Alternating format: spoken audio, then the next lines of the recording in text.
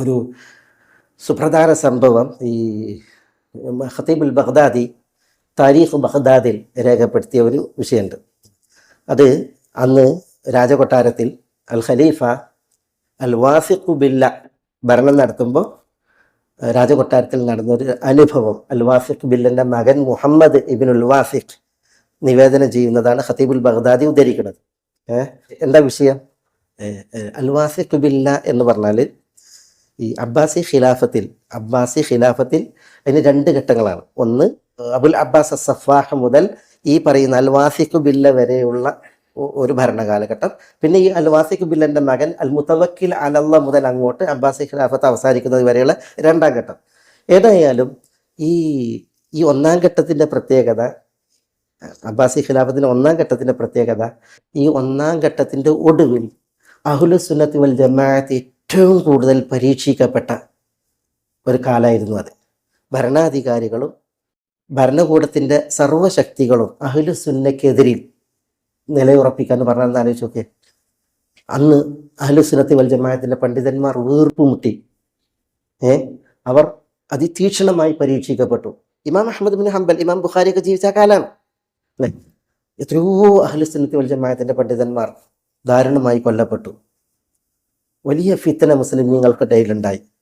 പ്രത്യേകിച്ച് ഖലീഫ അൽ മഅ്മൂൻ, ഹാറൂൺ റഷീദിൻ്റെ മകൻ മഅ്മൂൻ ഖലീഫ ആയതിൽ പിന്നെ മഅ്മൂൻ, പിന്നെ മുഅ്തസിം ബില്ല, ഇവരുടെ ആ കാലയളവിൽ, പിന്നെ ഈ വാസിഖ് ബില്ല, ഇപ്പം നമ്മുടെ കഥാപാത്രം വാസിഖ് ബില്ല, അവരുടെ കാലഘട്ടത്തിൽ വലിയ പരീക്ഷണം എന്ന് പറഞ്ഞാൽ കുറേ പണ്ഡിതന്മാർ, ഹദീസ് പണ്ഡിതന്മാരും അഖീദയിൽ തെളിഞ്ഞ പണ്ഡിതന്മാരും ഒക്കെ കൊല്ലപ്പെട്ടു.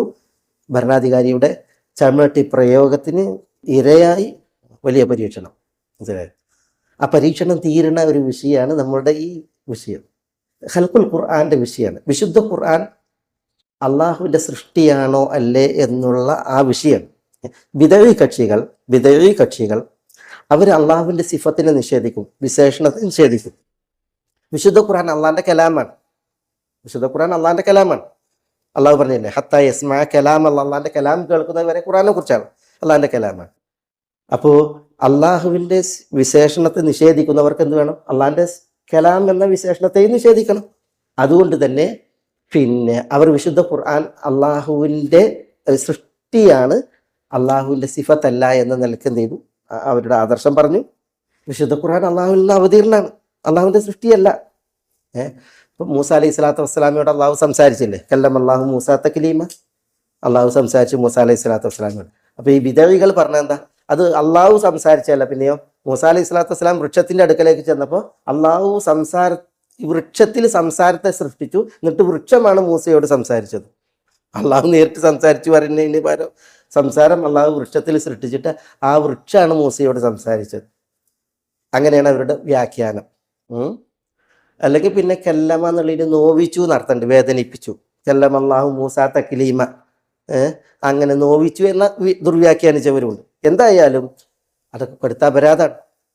വിശുദ്ധ ഖുർആൻ ഒരിക്കലും സൃഷ്ടിയല്ല. വിശുദ്ധ ഖുർആൻ നമ്മൾ പാരായണം ചെയ്യുന്നത് അള്ളാഹുവിൻ്റെ കലാമാണ്, അത് അള്ളാഹുവിൽ നിന്ന് അവതീർണമാണ്.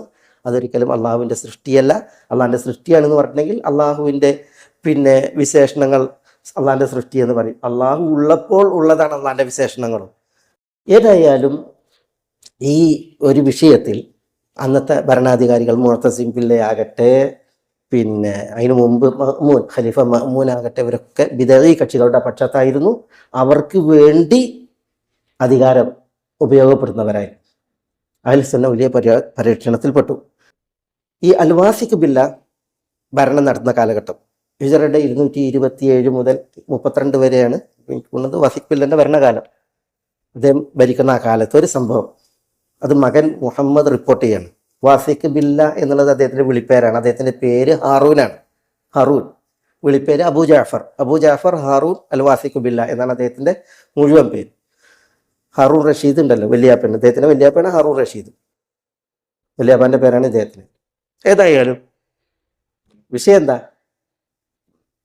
വാസിഖ് ബില്ലൻ്റെ മകൻ മുഹമ്മദ് പറയാണ്, ഒരാളെ കൊല്ലാൻ വേണ്ടി വിധിച്ചാൽ, പ്രത്യേകിച്ച് ഈ ഫിത്നത്തുൽ ഖുർആന്റെ വിഷയത്തിൽ കൊല്ലാൻ വേണ്ടി വിധിച്ചിട്ടുണ്ടെങ്കിൽ വാപ്പ മക്കളൊക്കെ വിളിക്കും, മക്കളൊക്കെ അത് കാണാൻ വേണ്ടിയിട്ട് വിളിക്കും. ഈ വധശിക്ഷ നടപ്പിലാക്കണ കാണാൻ വേണ്ടി വിളിക്കും. അങ്ങനെ ഒരു ഷെയ്ഖിനെ, വൃദ്ധനായ ഒരു പണ്ഡിതനെ കൊണ്ടുവരപ്പെട്ട്, അയാളുടെ കൈക്കാലുകൾ ബന്ധിതാണ്. അയാളെ വെട്ടാൻ വേണ്ടിയിട്ട് എന്ത് ചെയ്തിട്ടുണ്ട്, നെത്തഴ വരിച്ചിട്ടുണ്ട്. നെത്തഴ എന്ന് പറഞ്ഞെങ്കിൽ തോൽവിരി വിരിച്ചിട്ടുണ്ട്. രക്തം അവിടെ ആകാതിരിക്കാൻ തോൽവിരി വിരിച്ചിട്ട് അയാൾ എന്ത് ചെയ്യുന്നത്, ബന്ധനത്തിൽ കൊണ്ടുവന്നിട്ട് ഇരുത്തിക്കാണ്, കയ്യും കാലും കെട്ടി കൊണ്ടുവന്നിരുത്തിക്കാണ്. എന്നാലോചിച്ച് നോക്കി നിങ്ങൾ ആ രംഗം. അതിന് നേതൃത്വം നൽകുന്നത് ഖലീഫ അൽ വാസിഖ് ബില്ല. അത് കാണാൻ ഖലീഫന്റെ മക്കൾ ഇയാളെ കൊണ്ട് നിർത്തിയിട്ടുണ്ടെങ്കിൽ ഖലീഫ വരികയാണ്. ഖലീഫ വരുമ്പോൾ ഈ വൃദ്ധൻ അസ്സലാമു അലൈക്കും യാ അമീറുൽ മുഅ്മിനീൻ അസ്സലാമു അലൈക്കും എന്ന് സലാം പറഞ്ഞു. അപ്പോൾ ഖലീഫ ലാ സല്ലമല്ലാഹു അലൈക്ക് അതാണ് ഖലീഫന്റെ വീക്ഷണത്തിൽ എന്താണ്, ഇദ്ദേഹം പാപിയല്ലേ, അള്ളാഹു നിങ്ങൾക്ക് സലാം തരാതിരിക്കട്ടെ എന്ന് ഇങ്ങോട്ട് പ്രതികരിച്ച്. ഈ ശിക്ഷ നടപ്പിലാക്കാൻ വേണ്ടി ഖലീഫ ഈ വിഷയം ഉണ്ടല്ലോ, ഇതാകുമ്പോൾ അന്നത്തെ ബിദഈകളുടെ നേതാവ് അബൂ അബ്ദില്ല ഇബ്നു അബീ ദുആദ്, ഈ വിശുദ്ധ ഖുർആൻ അള്ളാഹിന്റെ സൃഷ്ടിയാണ് എന്ന് വാദിക്കുന്നവരുടെ നേതാവാണ് ഇബ്നു അബീ ദുആദ്. അയാളും ഉണ്ട്, അയാളുടെ പക്ഷത്താണ് ആര്, ഖലീഫ. അപ്പോൾ അയാളുണ്ട്. അപ്പോൾ സലാം പറഞ്ഞപ്പം മറുപടി ഇങ്ങനെ കിട്ടി. അപ്പോൾ ഈ ഷെയ്ഖ് മൂപ്പർക്ക് ഏതായാലും മനസ്സിലായി, മൂപ്പരുടെ നാളുകൾ എണ്ണപ്പെട്ടു, നിശ്വാസങ്ങൾ നിർണിതം. അപ്പോൾ മൂപ്പര് എന്ത് ചെയ്തു, ഈ ഖലീഫ ഇങ്ങനെ ലാ സല്ലമല്ലാഹു അലൈക എന്ന് പ്രതികരിച്ചപ്പോൾ ഖലീഫിനോട് പറഞ്ഞു, ബിഇസമ അദ്ദബക മുഅദ്ദിബുക, നിങ്ങളെ ഇൽമ് പഠിപ്പിച്ച, അദബ് പഠിപ്പിച്ച ഉസ്താദ് എത്ര മോശം. അല്ലാഹു സുബ്ഹാനഹു വ തആല പറഞ്ഞത് വഇദാ ഹുയ്യിതും ബി തഹിയ്യത്തിൻ ഫഹയ്യു ബി അഹ്സന മിൻഹാ റുദ്ദുഹ എന്നാണ്. ഒരാൾ സലാം പറഞ്ഞിട്ടുണ്ടെങ്കിൽ ഏറ്റവും നല്ല രീതിയിൽ മടക്കണം, അല്ലെങ്കിൽ അതെങ്കിലും മടക്കണം എന്നാണ്. അസ്സലാമു അലൈക്കും എങ്കിലും മടക്കണം എന്നാണ്. നിങ്ങൾ നല്ലത് ഏതായാലും മടക്കിയില്ല, അതെങ്കിലും മടക്കിയില്ല, അതുകൊണ്ട് നിങ്ങളെ അദബ് പഠിപ്പിച്ച ഉസ്താദ് എത്ര മോശം എന്ന് ഇദ്ദേഹം പറഞ്ഞു, ഷെയ്ഖ് പറഞ്ഞു. പറയുമ്പോൾ നോക്കണം എവിടെയാണ് എന്നുള്ളത്.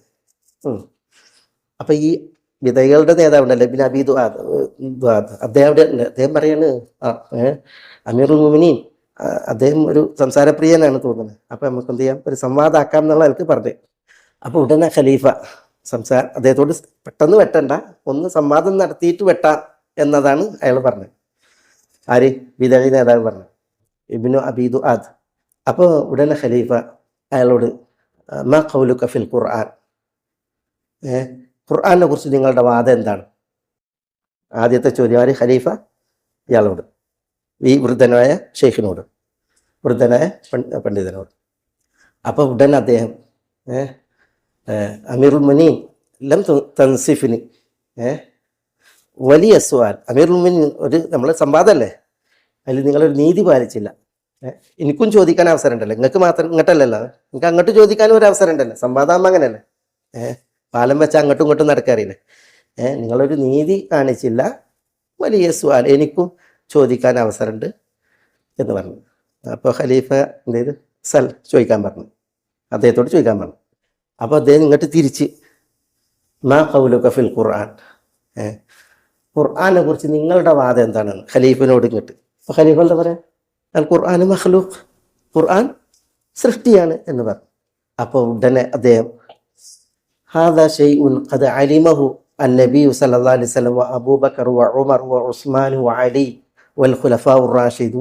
ഇപ്പം നിങ്ങൾ പറഞ്ഞല്ലോ ഖുർആൻ മഖ്ലൂഖാണ് എന്നുള്ളത്. ഈ വാക്ക് ഷൈഉൻ അലിമഹു അന്നബി സല്ലല്ലാഹു അലൈഹി വസല്ലം തങ്ങൾ അറിഞ്ഞിട്ടുണ്ടോ?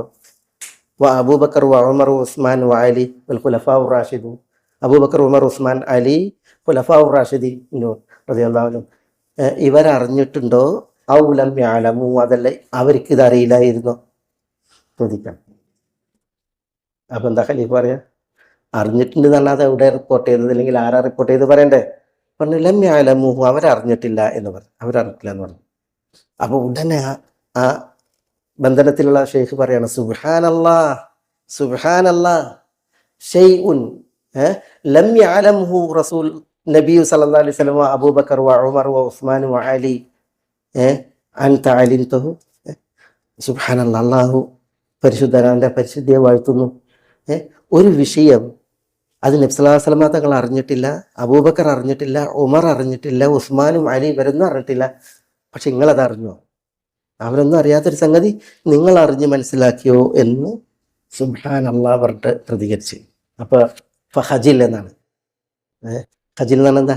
ആകെ ഖലീഫ ആകെ ലജ്ജിച്ചു പോയി ആ പ്രതികരണത്തിൽ. എന്നിട്ട് വീണ്ടും ഷെയ്ഖ് പറയാണ്, ആദർശം അതിൽ സത്യസന്ധതയും ഞാൻ അള്ളാഹുവിൻ്റെ പാതയിൽ ആണ് എന്നുള്ള ഉണ്ടല്ലോ യഖീൻ, അത് എത്തിയിട്ടുണ്ടെങ്കിൽ നോക്കണം നിങ്ങൾ, ഇവിടെ കൈക്കാലുകൾ ബന്ധനത്തിൽ ഇരിക്കുന്നത് തന്നെ വെട്ടാനുള്ള തലകൊത്താനുള്ള പിന്നെ വിരിപ്പിൽ അവിടുന്നാണ് ഇദ്ദേഹം ചോദിക്കാണ്, ഈ ഷെയ്ഖ് ചോദിക്കാണ്, അമീറുൽ മുഅ്മിനീൻ അഖിൽനി, അമീറുൽ മുഅ്മിനീൻ ഈ ചോദ്യത്തിൽ നിന്ന് എന്നെ ഒന്ന് ഒഴിവാക്കി തരണം, എനിക്കൊരു ചോദ്യം കൂടി ഉണ്ട്, ഒന്നുകൂടി ചോദിക്കാൻ അവസരം തരണം എന്ന് പറയണം. ഈ ചോദ്യം ഒഴിവാക്കിയിട്ട് ഒന്നുകൂടി ചോദിക്കാൻ എനിക്ക് അവസരം തരാൻ പറയണം. അപ്പോൾ വീണ്ടും അമീറുൽ മുഅ്മിനീൻ പറയാണ്, ചോദിക്കാൻ പറയണം. അപ്പോൾ ഇദ്ദേഹം വീണ്ടും അടുത്ത ചോദ്യം, ഹാദാ ഷൈഉൻ അലിമഹു നബി സല്ലല്ലാഹു അലൈഹി വസല്ലം വ അബൂബക്കർ വ ഉമർ വ ഉസ്മാൻ വ അലി വൽ ഖുലഫാഉ റാഷിദീൻ ഔ ഷൈഉൻ ലം യഅലമുഹു. ആ ചോദ്യം തന്നെ ഒന്നും കൂടി ഇവർ വിശ്വാസമതങ്ങളും ഖുലഫാഉ റാഷിദീങ്ങളും ഇത് അറിഞ്ഞിട്ടുണ്ടോ ഇല്ലേ എന്നൊന്നും കൂടി ചോദിച്ച്, ചോദ്യം ഒന്നും കൂടി ആവർത്തിച്ചു. അതന്നെ ഒരേ ചോദ്യം. അപ്പം അദ്ദേഹം പറയാണ്, ഖലീഫ പറയാണ്, അലിമുഹു വലം യദഉ ഇലൈഹി, അവരറിഞ്ഞിട്ടുണ്ട് പക്ഷെ അവർ അതിലേക്ക് എന്ത് ചെയ്തില്ല, ദഅവത്ത് നടത്തിയിട്ടില്ല. റസൂലുള്ളാഹിക്ക് അറിയായിരുന്നു, അബൂബക്കർ ഉമർ ഉസ്മാൻ അലി റളിയല്ലാഹു അൻഹുൽ ജമീഅ അവർക്കും അറിയായിരുന്നു, പക്ഷേ അവർ അതിലേക്ക് എന്ത് ചെയ്തിട്ടില്ല, ദഅവത്ത് നടത്തിയിട്ടില്ല എന്ന് ഖലീഫ പറഞ്ഞു. അപ്പോൾ ഉടനെ ഈ വൃദ്ധൻ സുബ്ഹാനല്ലാഹ്, അമാ വസിഅക മാ വസിഅഹു, അമാ വസിഅക മാ വസിഅഹു, എങ്കിൽ അമീറുൽ മുഅ്മിനീൻ നബി സല്ലല്ലാഹു അലൈഹി വസല്ലം തങ്ങൾക്കും ഖുലഫാഉർ റാഷിദീനും മതിയായത് അങ്ങേക്കും മതിയായില്ലേ? അതുപോരെ നിങ്ങൾക്ക്? അവരുടെ നിലവാരം ഇതുപോരെ നിങ്ങൾക്ക്? നിങ്ങൾ എന്തിനാണ് ഈ ഒരു വാദം ആളുകളോട് പറഞ്ഞിട്ട് ഇതിലേക്ക് വിളിക്കുന്നത്? തങ്ങളും ഖുലഫാഉർ റാഷിദീങ്ങളും ഇതിലേക്ക് ആരെയും വിളിച്ചിട്ടില്ല എന്നല്ല നിങ്ങൾ പറയുന്നത്, പിന്നെ എന്തിനാണ് നിങ്ങൾ വിളിക്കുന്നത്? അവരുടെ നിലപാട് പോരെ നിങ്ങൾക്കും? ആ മാ വസിയാക്ക മാ വസിയാഹു. ഇതുകൂടി ആയപ്പോൾ ഖലീഫ ആകെ തണുത്തുപോയി എന്നാണ്. മകൻ മുഹമ്മദ്, ഖലീഫൻ്റെ മകൻ മുഹമ്മദ് ഇത് റിപ്പോർട്ട് ചെയ്യുമ്പോൾ അദ്ദേഹം പറയാണ്, പിന്നെ വാപ്പ അവിടെ നിന്നില്ല, വാപ്പ എന്ത് ചെയ്തു, വേഗം ഖൽവത്തിലുള്ള ഒരു മജ്ലിസിലേക്ക് പോയി എന്നാണ്. ആളില്ലാത്ത ഒരു മജ്ലിസിലേക്ക് പോയിട്ട് അവിടെ മലർന്നാണ്ട് വീണു എന്നാണ്. ഇങ്ങനെ മലർന്ന് കിടന്നു, ഇങ്ങനെ വീണു, ഒരു കാലുമ മറ്റേ കാല് കയറ്റി വെച്ചിട്ട് സുബ്ഹാനല്ലാഹ്, വാപ്പ പറയാണ്, ഒറ്റയ്ക്ക് പറയാണ്, മകൻ കാണാനത്, സുബ്ഹാനല്ലാഹ് ഷൈഉൻ ലം യഅലമുഹു അൻ-നബി സല്ലല്ലാഹു അലൈഹി വസല്ലം വ അബൂബക്കർ വ ഉമർ ഉസ്മാൻ വ അലി അലിംതഹു. നിസ്ലാസ്ലമാങ്ങളും അബൂബക്കർ ഉമർ ഉസ്മാനും അലിയാരും അറിയാത്തൊരു കാര്യം താൻ അറിഞ്ഞോ? ആത്മകഥം സ്വന്തത്തോട് പറയണം അദ്ദേഹം. പിന്നെ അടുത്ത അദ്ദേഹം പറയണം, സുബ്ഹാനല്ലാഹ് അമാ വസിഅക മാ വസിഅഹു.